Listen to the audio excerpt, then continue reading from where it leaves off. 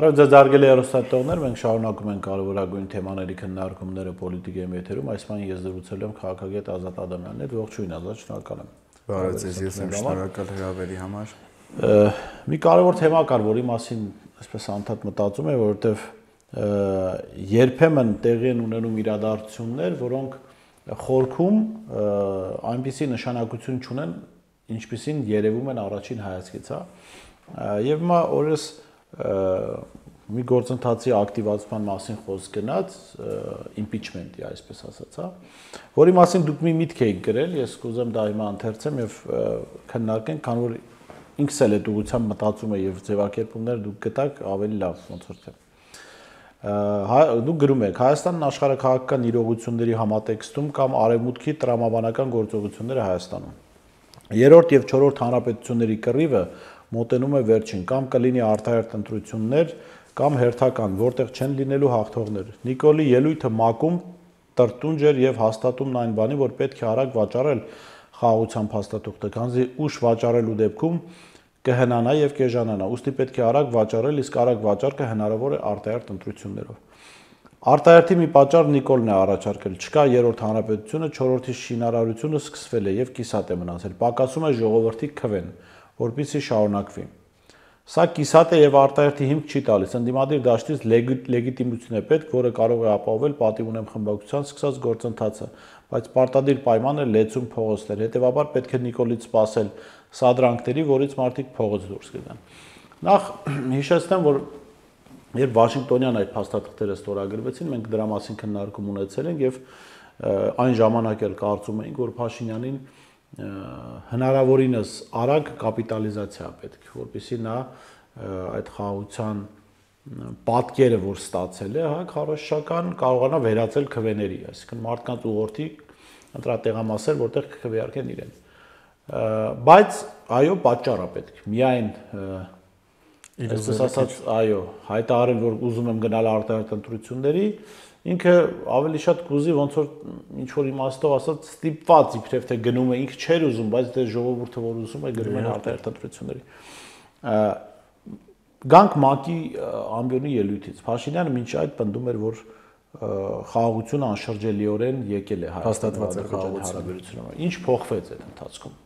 որովհետև շատ արագ, այո, սպասում էինք փոփոխություններ ամիսների ընթացքում, այդ շաբաթների ընթացքում Փաշինյանը արդեն ինչ որ էսկալացիայի մասին է խոսում, որ Ալիևի խոսույթը բերում է։ Ուրեմն Հայաստանի ներքաղաքական ցանկացած process, գործընթաց պետք է դիտարկենք աշխարհաքաղաքականի համատեքստում։ Հայաստանը այն պետությունը չէ, որ Հայաստանի արտաքին քաղաքականությունն ազդի որևէ պետության ներքաղաքականի վրա, այլ հակառակը գերտերությունների արտաքին քաղաքականությունը կամ գերտերությունների շահերը ուղիղ կապ ունեն Հայաստանի ներքաղաքականի վրա։ Ուրեմն արևմուտքն դեմ մնացյալի էս բախման համատեքստում այս ամենը պետք է դիտարկենք։ Ինչ է տեղի ունենում։ Հավաքական արևմուտքը իր դեմ ձևավորված ոչ քաղաքակրթական, մարտավարական իրավիճակային այդ դաշինքի դեմ սրում է։ Որն է այդ դաշինքը։ Ռուսաստան, Չինաստան, Իրան եւ Հյուսիսային Կորեա։ Այս դաշինքի դեմ սկսում է իր process-ներն ավելի սրել։ Ինչ է անում։ Նախ Իրանում, Մերձավոր Արևելքում process-ներն անհասկանալիորեն արագանում են։ Այս համատեքստում է Նիկոլի մտավախությունները, որտեվ չգիտի ինչ են անելու։ Այնտեղ էլ Ամերիկայում էլ հիմա նստած է էքսցենտրիկ Թրամփը, որը անհասկանալի է,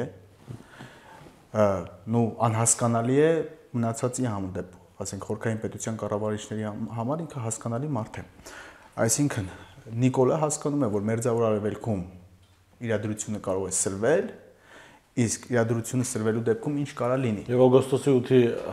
հռչակագիրը հեչ է լինելու։ Միանգամից հեչ լինի։ Այդ դրա համար ինչ է պետք իրան, պետք է օգոստոսի 8-ի հռչակագիրը կապիտալիզացնի եւ նոր իրողությունների պատրաստ։ Այսինքն իրան ինչ է պետք։ Իրան պետք է մենակ ժամանակ ձգել։ Նախ պետք է իմանանք Նիկոլն ինչ օրակարգ ունի։ Նիկոլի հիմնական օրակարգը ո՞րն է։ Նիկոլի հիմնական օրակարգը մինչև 2020 թվականի նոյեմբերի 9-ը եղել է գլխավոր օրակարգը, հիմնական օրակարգը աշխարհաքաղաքական է եղել տարածաշրջանին հանել, տարածաշրջանից հանել Ռուսաստանին եւ փակել դեպի Իրան կամ Իրանի հյուսային ճանապարհը, այսինքն մեկուսացնել, բայց նոյեմբերի 9-ից հետո Նիկոլ Փաշինյանի հիմնական օրակարգը իր ֆիզիկական անվտանգությունն է, որը երաշխավորում է իր իշխանության լինելը։ Այսինքն Նիկոլը մի խնդիր ունի ամուր իշխանություն պահել է, իշխանությանը վտանգ չսպառնալը։ Հիմա ինքը հասկանում է այս աշխարհում տեղի ունեցող process-ների համատեքստում հնարավոր է իր իշխանությանը վտանգ սպառնա։ Դրա համար ինչը պետք իրեն ավելի քարացնել իր իշխանությանը, իսկ իր իշխանությունը քարացնելու համար իրեն պետք է շարունակականություն իշխանության։ Դա կարող է ապահովել արտահերտ ընտրությունները, արտահերտ ընտրություններում հաղթաթուղթը արևմուտքի կողմից իրեն տրվել է, դա խաղաղության պայմանագիրն է, բայց այս աշխարհաքաղաքական տենդենսները տանում են նրան, որ մինչև հերթական ընտրություն հնարավոր է էքսեր լինեն, եթե էքսերել չլինեն, Նիկոլ Փաշինյանի հաղթելու շանսերը գնալով քչանում է, ժամանակը հոգուտ իրեն չի աշխատում։ Հոգուտ ասած Նիկոլ Փաշինյանը այդ օգոստոսի 8-ի հայտարարություն ասեմ հռչակագրով ինքը նման է ֆինանսական բուրգի առաջին ներդրողներին, որոնք հենց հնարավորինս արագ իրենց փողը հանում են եւ շահում են, վերջին ներդրողները եւ երկար պահողները պարտվում են միշտ։ Այո։ Հիմա լավ, դուք ասում եք, որ Նիկոլ Փաշինյանին արտահերթ գործընթաց, ընտրական գործընթացների գնալ կարող է օգնել այս իմպիչմենտի նախաձեռնությունը, որը բերել է պատիվ ունեն։ Ես ճիշտ ասած եւս մի հետաքրքիր քաղաքագետից էլ լսեցի ոչ հրապարակային նման մի միտք, որ այո, Փաշինյանը իհարկե թույլ չի տա, որ խորհրդարանում իմպիչմենտ տեղի ունենա, ինչու, որովհետեւ իմպիչմենտ հասարակություն պիտի լավ հասկանա, որ Փաշինյանին անվստահության գործընթացը միանգամից ավարտվում է նոր վարչապետի ընտրությամբ, այսինքն նոր վարչապետ առանձին չեն ընտրում։ Փաշինյանին վարչապետությունից հանելը արդեն նշանակում է նոր վարչապետ ունենալ։ Փաշինյանը իհարկե կօգնի, որ տապալվի այդ նախաձեռնությունը խորհրդարանում, բայց կարող է հանդես գալ այսպիսի առաջարկ։ Ժողովուրդ ջան, ուզում եք գնանք արտահերթ ընտրում։ Ես ասել եմ, չէ, իշխանությունը ժողովրդին է պատկանում, ժողովուրդը պիտի որոշի։ Իմպիչմենտը, եթե դեմոկրատիական սկզբունքներով շարժվե, ըստ իրենց մենք այդ սկզբունքներով չենք շարժվում։ Այդ իրենց տրամաբանությամբ եմ ասում, էլի, եթե շարժվես դեմոկրատական սկզբունքներով, իմպիչմենտը հեղաշրջում է իրենց, անընդունելի է։ Նիկոլը կասի այդ ոնց 5 հոգով գալիս է կամ 20 քանի հոգով, սա ժողովրդի կամքը չի։ Այո։ Դրա համար գնանք ժողովրդի կամքի հետևից։ Գնանք ժողովրդի կամքի հետևից, իսկ ժողովրդի կամքը արտահայտվում է ընտրությամբ։ Ես չեմ ասում այնտեղ այդ մարդիկ միտումնավոր դիտավորությամբ են դրան գնում։ Չեն հասկանում ինչ է կատարվում, ոնց որ չէին հասկանում ինչ կատարվեց, հաստատ չեն հասկանում։ Ես մի տեսակ այդքան վստահ չէի լինի, որ չեն հասկանում։ Որ չեն հասկանում ինչ է կատարվում։ Խոսքը իմպիչմենտի կողմնակիցների մասին է։ Կարծում եմ մեծամասնությունը չի հասկանում, որովհետև այնտեղ մի շատ կոնկրետ փոքրամասնություն կա, որ ինքը հաստատ հասկանում։ Դե իհարկե կան մարդիկ, որ հասկանում են դա, ինչ խոսք, բայց մեծամասնությունը դրա մասին չի հասկանում ինչ է կատարվում, որովհետև այդտեղ խոսողներից կամ այդ թեմայից խոսողների Facebook-յան գրառումները ես տեսնում եմ, հասկանում եմ իրենց գրած կոնտենտից ես հասկանում եմ իրենց աշխարհայացքը, աշխարհընկալումը կամ պատկերացումը։ Հիմա մի օրինակ բերեմ, տեսեք, որ մեր հերոստատողները չկարծեն, թե միայն այս իմպիչմենտի օրինակով փորձում են ինչ-որ ենթադրություններ, վերլուծություններ անել։ Հոկտեմբերի 2, 2018 թվական։ Հենց վաղը կլրանա 7-րդ տարին, ուղիղ 7-րդ տարին։ Մեր այս նկարանման հաջորդ օրը կլրանա ուղիղ 7 տարին, հոկտեմբերի 2-ին խորհրդարանական ընդդիմությունը, Հայաստան Հանրապետական կուսակցությունը, Դաշնակցությունը եւ Բարգավաճ Հայաստան կուսակցությունը բերում են մի նախաձեռնություն, որով պաշտպանում են падգամավորին հնարավոր ազդեցությունից։ Մեկ, այսինքն падգամավորին ստիպել որևէ հարցի շուրջ քո ուզած կերպով քվեարկել, նշանակում է քրեական հանցագործություն է դա։ Այդ եւ երկրորդ նախաձեռնությունը կար,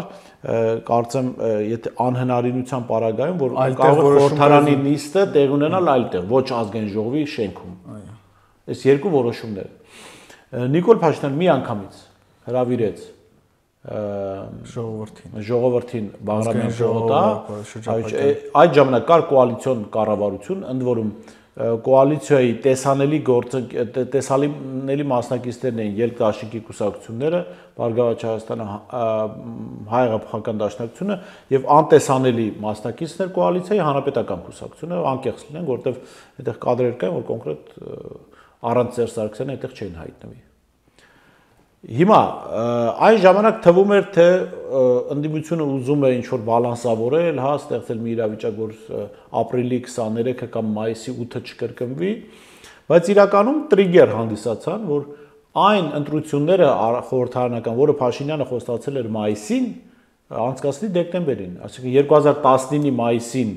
անցկացվելիք ընտրությունները անցկացվեցին 2018-ի դեկտեմբերին եւ հնարավորություն տվեցին Փաշինյանին ունեցած էյֆորիայով առավելագույն տոկոսները քամելու եւ սա շատ կարեւոր է այստեղ, որովհետեւ եթե հիշում եք 2018-ի սեպտեմբերին Փաշինյանը Երևան քաղաքում հավաքել է 81% քվե Հայկ Մարությանով 2018-ի դեկտեմբերին խորհրդարանական ընտրություններում հավաքել է 70 քանի տոկոս, այսինքն 10% արդեն նվազել էր։ Ես այս ամենը այլ համատեքստում եմ դիտարկում։ Ներողություն, խոսքս ավարտում եմ, դու քո կարծիք համատեքստը կասես, որով դիտարկում ես։ Եվ իմ ընկալմամբ դա էլ պրովոկացիա էր, որը ի օգուտ Նիկոլ Փաշինյանի աշխատեց, այսինքն ինքը հնարավորինս ամենամեծ տոկոսներով անցավ խորհրդարան։ Եվ խորհրդարանի ընտրությունները անցկացրեց շատ ավելի վաղ, քան հնարավոր էր։ Ես հիշեցնեմ, որ եթե օրինակ Փաշինյանի 1 տարի լրանար, հենց խորհրդարանական մեծամասնությունը, որ հանրապետական է, կարող է իմպիչմենտ անել Նիկոլ Փաշինյանին։ Համատեքստը ասա, որը դու ես դիտարկում։ Վերջերս էր մի քանի ամիս առաջ հենց այդ սցենարը ներկայացրեց Միրան Պողոսյանը։ Թե ինչ նպատակ։ Բանանի Միրանը, նախքին դահլիճ պետը ներկայացրեց, թե ինչ նպատակ կար, այո, իմպիչմենտ, իսկ Նիկոլ Փաշինյանը այդ անելով ոչ թե ինքը խնդիր ուներ, որ մի տարի հետո ցածր տոկոսներով որ իր դեմ իմպիչմենտ չարվի, իր նպատակը դա էր, այսինքն այնտեղ մեծամասնություն չլինի, այսինքն ինչ էր, երկիշխանություն էր մեծ առումով, ցանկացած պահի խորհրդարանական մեծամասնությունը կարողանելու էր իրեն իմպիչմենտի ենթարկել եւ գահանքենց անել, ինքը այդ ամեն ինչը կանխարգելեց, ոչ թե որ բարձր այն նպատակով արեց, որպեսզի բարձր ռեյտինգով գնա ընտրության։ Ես այդ համատեքստում եմ դիտարկում այդ։ Դե ես երկուսն էլ դիտարկեցի, իրականում համաձայն եմ քեզ հետ։ Տրամաբանականը ավելի դա էր, որովհետև այսինքն ինչի համար է տրամաբանականը երկրորդ տարբերակը, ասեմ, որ 21 թվականի ընտրությունները ցուցիչ էր, որ ինքը նման խնդիր չի ունեցել։ Այսինքն ինքը Արցախ կորցնելուց հետո եթե ինքը կարողանում էր ընտրվել, դրանից 1 տարի հետո ընտրվելը խնդիր չէր կարող առաջացնել։ Չէ, չեմ ասում չեր ընտրվել, բայց տոկոսների տարբերությունը էական կլինի։ Ինչ է տալու, այսինքն 81%-ով ընտրվեց, թե 18 թվականին։ Այնտեղ ուրիշ հանգամանք է։ Իսկ եթե օրինակ ընտրությունները տեղի էին ունենում մայիսին, եւ օրինակ Ռոբերտ Քոչյանը կարողանում էր վերադասավորվել ու մասնակցել խորհրդարանական ընտրություններին։ Չեմ կարծում 2019 թվականին Ռոբերտ Քոչյանը այն ձայները հավաքել ինչ 21 թվականին։ Չէ, այդ ձայները չէր հավաքել, բայց խորհրդարանական ներկայություն կարող է լինել։ Ինչքան ներկայություն ուզում էր ունենար ճնշող մեծամասնությունը, եթե Նիկոլ Փաշինյանն էր լինում, ինչ ուզեր անելու էր։ Հիմա էլ ներկայացած միտքը հետաքրքիր էր։ Իհարկե ես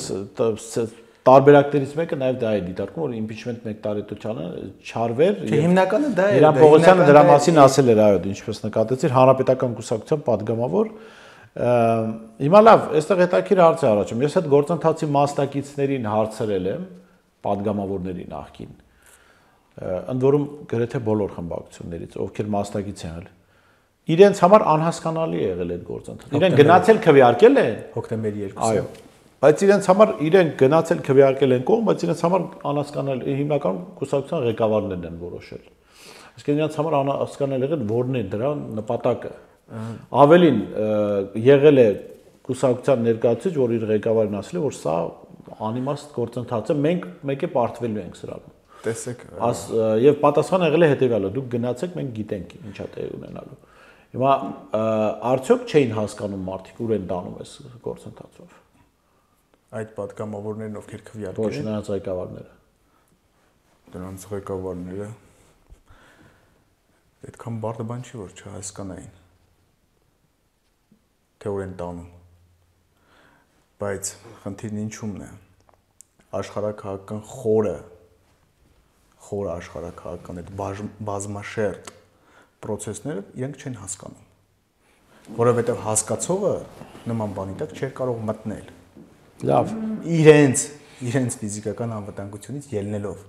Հիմա այստեղ էլի գանք impeachment-ին այսինքն Տես, մենք ինչ ենք ասում, որ impeachment-ը այս գործընթացը եւ փողոցային դուք գրառման մեջ էլ երգրել, որ Փաշինյան պրովոկացիաների է գնալու, սադրելի որ փողոցային պայքար լինի։ Ինչու, որովհետեւ Փաշինյանը լավ է հասկանում մեկ, որ այդ խաղաղության միֆը ամեն վարքյան կարող է պայքարել։ Եվ պատերազմի հավանական, որ պատերազմը բավական մոտ է, սրանք նաեւ արևմտյան փորձագետներն են ասում, Իսրայել-Իրան պատերազմը լայնածավալ ընդ որում հատկապես ես հիշեցնեմ որ Փաշինյանի այդ հայտարարությունը ՄԱԿ-ի ամբիոնից տեղի ունեցավ այն բանից հետո երբ սիրիական հարցը կարծես թե կարգավորման գոնե այսպես բաշխվել են տարածքները ազդեցության գոտիների է բաշխվել լինի հյուսիսը Թուրքիային էս հիմիկվա ներկայիս իշխանությանը կենտրոնական հատվածը հարավային մասն անցնում է Իսրայելին այսինքն դա ինչի համար է եւ Թրամփը հայտարարեց որ մեծ բան է սպասում մեծ բանից առաջ արդեն ամեն մեկը ճիշտ դիրքավորվում է Նիկոլի մտավախությունը այս ամենից որ ինքը կարող է տեղ չունենալ այո տեղ չունենալ հիմա եկա երկրորդն է վարկածը ներքաղաքական արդեն Փաշինյանին պետք է որ ընդդիմությունը չհասցնի վերադասավորվել մենք գիտենք որ Ռուսաստանի Դաշնությունում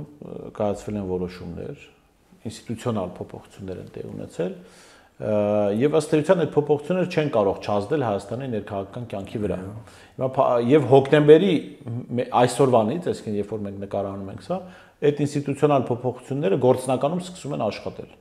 Ռուսաստանում դու ինչպես քո խոսքում արդարացիորեն նկատեցիր Հայաստանի ներքաղաքական կյանքով կամ Հայաստանի արտաքին քաղաքականով որևէ բան չի պայմանավորվում դրսում, այսինքն չի ազդվում դրանից։ Բայց դրսի գործընթացները ազդում են մեր ներքաղաքական կյանքի վրա։ Հիմա Ռուսաստանում տեղի են ունեցել փոփոխություններ, որոնք չեն կարող չազդել մեր ներքին գործընթացների վրա։ Եվ Փաշինյանը կարծեք այս իմաստով էլ շտապելու կարիք ունի, թույլ չտալու որ մեկ Ռուսաստանը վերադասավորվեն ընդդիմադիր ուժերը, ձևավորվի այլընտրանքային ուժային կենտրոն, որպեսզի կոպիտ ասած այդ չձևավորված ուժային կենտրոնի պայմաններում գնա ընտրությունների։ Դա նույնն է, որ պատերազմական իրավիճակի հետ եթե համեմատենք, ոնց որ դու հակառակորդի նկատմամբ ռազմական գործողությունների սկսես այն պահին, երբ դու առավելագույնս պատրաստ ես, իսկ ինքը ոչ միայն պատրաստ չի, այլ անգամ տեխնիկան ավտոտնակներից դուրս եկածած չի, զորահավաք հայտարարված չի եւ բնականաբար առաջին հարվածը քո իօքուտ քեզ է լինելու։ Խնդրեմ։ Ուրեմն հիմա գանք ելին մեր ներքաղաքականին կարող ենք հետ գնալ ծնունդ, բայց ավելի հստակ կլինի 91 թվականից։ 91 թվականից Հայաստանի ներքաղաքական դաշտը ձևավորված է արևմուտքի կողմից։ Այստեղ երկու խնդիր կա։ Նիկոլ Փաշինյանին ամեն դեպքում պետք է որպես չայրած փոքրագույն արևմուտքի ձևավորած խաղի տրամաբանությամբ խաղալը որովհետև մեծ հաշվով ներճամբարային կռիվ է իսկ եթե հակառակ բևեռի կողմից ձևափոխվի ձևավորված իրականությունը Նիկոլի համար կարող է անկանխատեսելի հետևանքներ ունենալ հիմա ինքը նաև խնդիր է լուծում որ հանկարծ Լևոն Տեր-Պետրոսյանի եւ այլ արևմտամետ հիմնական խաղացողը արևմտամետների հիմնական խաղացողը Հայաստանում մինչ այս պահ դեռ Լևոն Տեր-Պետրոսյանն է Լևոն Տեր-Պետրոսյանի ակտիվությունը հենց դրանով է պայմանավորված այս Նիկոլ Լևոն Տեր-Պետրոսյան ճակերտավոր արճակատման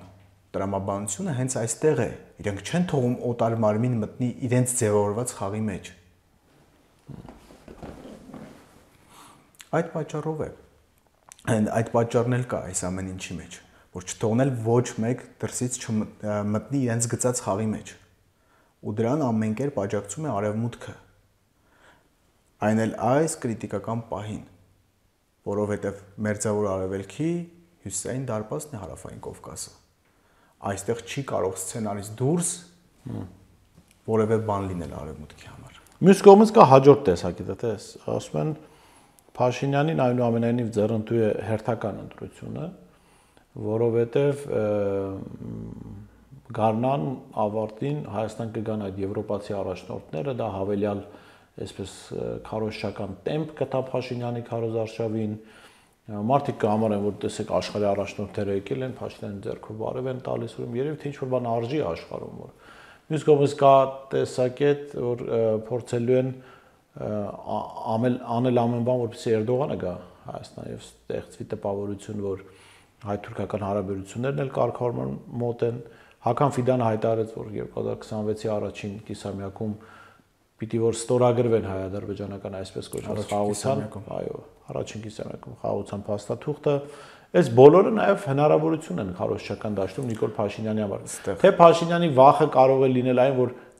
դրան ուղղակի ժամանակը չհասնի, որ ոչ եվրոպացի առաջնորդները գան, ոչ առաջին կիսամյակը գա 2026-ին։ Հիմա ամենակարևորն ինչ աշխարհակահական ամենակարևոր առանցքային հիմնարար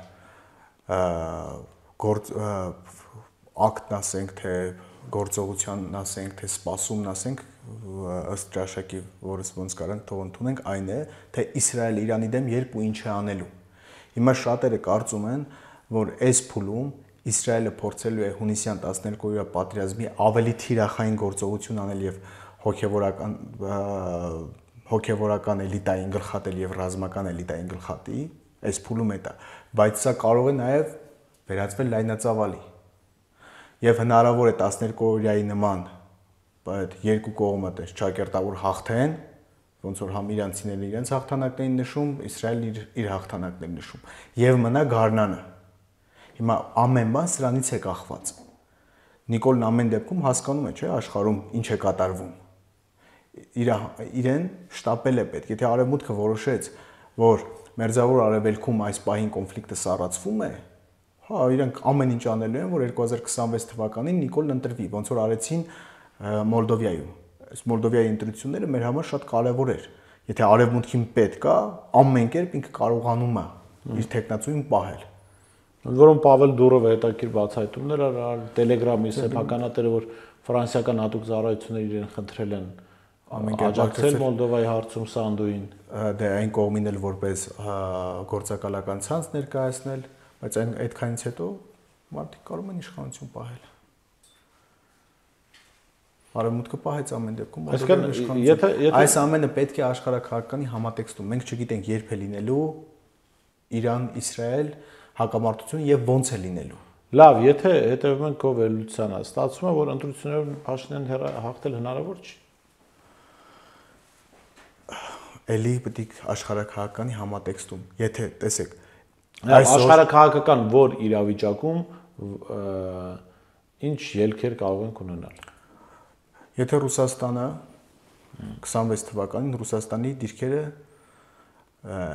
ներկայիս իրավիճակից մի քանի անգամ ավելի ուժեղ լինի, բայց ներկայում ինչ մենք տեսնում, Ամերիկան արդեն թույլ է տվել Կիևին հարվածել Ռուսաստանի խորքերը,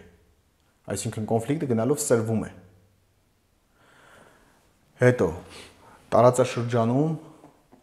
տարածաշրջանին ոնց կբերվի Ռուսաստանը։ Հիմա մենք ինչ գիտենք 26 թվականին Հյուսիսային Կովկասում ինչ վիճակ է լինելու, հարավայինում չեմ ասում, Հյուսիսային Կովկասում։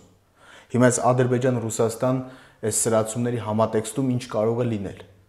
Հնարավոր է Դաղստանին։ Հյուսիսային Կովկասի առումով նկատենք, որ Հյուսիսային Կովկասում Ռուսաստանի Մոսկվայի համար հավասարակշռություն պահող անձը Մահամերձը Կադիրովի մասին խոսքի եւ այդ մարդը հաղորդումս կարող չլինի ուղղակի եւ սա եւս կարող է սրացումների համաձայն ես։ Իհարկե։ Ով է փոխարինելու իրան եւ արդյոք կարողանալու են դերը տանել ինքն։ Ինչ է լինելու, չի լինելու, բայց հիմա ես մի հետաքրքիր բան ասեմ։ Հայաստանի եւ մի այլ պետության գործողությունները սինխրոնիզացված են։ Գիտեք որ պետության մասին է խոսքը։ Ադրբեջանի։ Ոչ, Ղազախստանի։ Արևմուտքի կողմից Միջին Ասիա, Հարավային Կովկասում Հայաստանն է։ Հարավային Կովկասում Հայաստանն է, Միջին Ասիայում Ղազախստանը։ Նույն գործողություններն են տանում։ Ռուսաստանը։ Դա է պատճառը, որ Տոկաևը Փաշինյանին շնորհավորելով ասաց, այստեղ ձեզ համարում են ոնց ասած, հերոս առաջնորդ, մի խոսքով շատ շռայլ կոմպլիմենտներ արեց։ Այո, այս ամենն ինձ հետ համատեքստում է։ այս ամենի մասին է խոսքը, մենք չգիտենք աշխարհակահական ինչպիսի իրավիճակ է լինելու։ Եվ մենք հասնում ենք այս աշխարհակահական բախման կուլմինացիային։ Հիմա պայքարն ավելի սուր է լինելու։ Մինչ այս պահը տեղային ռազմական գործողություններ էր եւ հիմնականում փափուկ ուժով էր։ Հիմա X պայից արդեն լրիվ անցնելու են ռազմական ուժով հարցեր լուծելուն։ Արևմուտքը ամեն դեպքում լավ վիճակում չի։ Լավ, եթե ամփոփենք մեր զրույցը, գալիս ենք այն եզրանկմանը, որ այս պահին Հայաստանի շահը սպասարկող ընդդիմությունը պետք է ամեն բան անի, որ խուսափի արտահերթ ընտրություններից։ Ցանկացած որովհետև հիմա հենց դա ցանկացած սպոնտան գործողության իշխանության օգտին է։ Տեսեք, եթե Նիկոլ Փաշինյանը հեշտ համաձայնվի իշխանության տալուն, նշանակում է կա դավադրություն եւ իշխանությունը հանձնում է նույն աշխարհակահական բևերին եւ դա տեղափոխություն է, այսինքն Նիկոլ Փաշինյանը խաղը շարունակողին է տրվելու իշխանությունը, դա իշխանափոխություն չի, դա տեղափոխություն է լինելու եւ սա ավելի վատ բանի մասին է խոսում, այսինքն ինչ արվում է, դա ձեռ է տալի Նիկոլ Փաշինյանին, եթե իրեն ձեռ չտա, չի կարող դա թույլ տալ։ Շատ լավ, շնորհակալ եմ Ազատ հետաքրքիր քննարկման համար, մի գրառումից բավական հետաքրքիր վերլուծություններ արեցինք, այո, քաղաքական process-ներին պետք է այդպես միանշանակ չնայել, շերտեր կան, որոնք պետք է քննարկվեն եւ այո, ընդ որում հաճախ ես լսում եմ հեռուստատողներ կան, ովքեր դժգոհում են, թե ինչու ենք այսքան շատ խոսում աշխարհակահական հարցերից, որովհետեւ աշխարհակահական հարցերն են այսօր թելադրում մեր օրակարգը, այսինքն եթե Վաշինգտոնում, Բրյուսելում, Փարիզում, Մոսկվայում կայացվում են որոշումներ ու այդ որոշումները այստեղ վերածվում են գործողություններ, դու չես կարող չքննարկել այդ որոշումները։ Տեսեք, սրա այս ամեն ինչի բացատրությունը մի քիչ երկար կտևի, բայց պետք է տանք։ Ուրեմն օբյեկտիվ իրականությունը պետք է հաշվի առնես։ Իսկ օբյեկտիվ իրականությունն այն է, որ կան մեծ խաղացողներ, բայց իրենք ինչ են անում։ Սուբյեկտիվ մտածելակերպի վրա ազդում են այնպես, որ մենք այստեղի մեր բնակիչներն իրենց կարծում են այնպես, ինչպես զատկի կղզու բնակիչներն են, որ աշխարհում բացի իրենցից այլ մարդիկ չեն ապրում։ Հիմա միջին վիճակագրական մոլդովացու աչքերով ամբողջ աշխարհի ուշու միտքը իրենց ընտրությունների մասին է եւ իրենց ընտրությունների ելքին է սպասում Ավստրալիայից մինչեւ Հյուսիսային Աֆրիկայի ծայր արևմուտք։ Բոլորը սպասում են դրան։ Այս ամեն ինչը ով գտնվում է հավաքական արևմուտքի տեղեկատվական տիրույթում, իրանք էմոկրատիա տերմին կա, էմոցիաների իշխանություն։ Այդ էմոցիաների իշխանության տակ են։ Ցավոք մեր մոտ քաղաքականությամբ զբաղվում են մարդիկ, ովքեր էմոկրատիայի տրամաբանությամբ են գործում, այսինքն հայաստանյան քաղաքական դաշտը չունի քաղաքագիտական հենք, այլ ունի թրենդային ժամանակի էմոցիոնալ հենք, այսինքն ով շատ քաղաքական տեքստեր է գրում եւ շատ լայք է հավաքում, ինքն է դառնում քաղաքական գործիչ։ Աշխարհի տրենդն է այդպես։ Դա դեմոկրատիան 21-րդ դարի տրենդն է։ Շնորհակալ եմ եւս մեկ անգամ հետաքրքիր զրույցի համար։ Ես շեշտեմ քննարկում էինք Հայաստանում սպասվող իրադարձությունների, հնարավոր սպասվող իրադարձությունների ելքեր, չգիտեմ, սցենարներ, քաղաքագետ Ազատ Ադամյանի հետ տեսություն կհանդիպենք։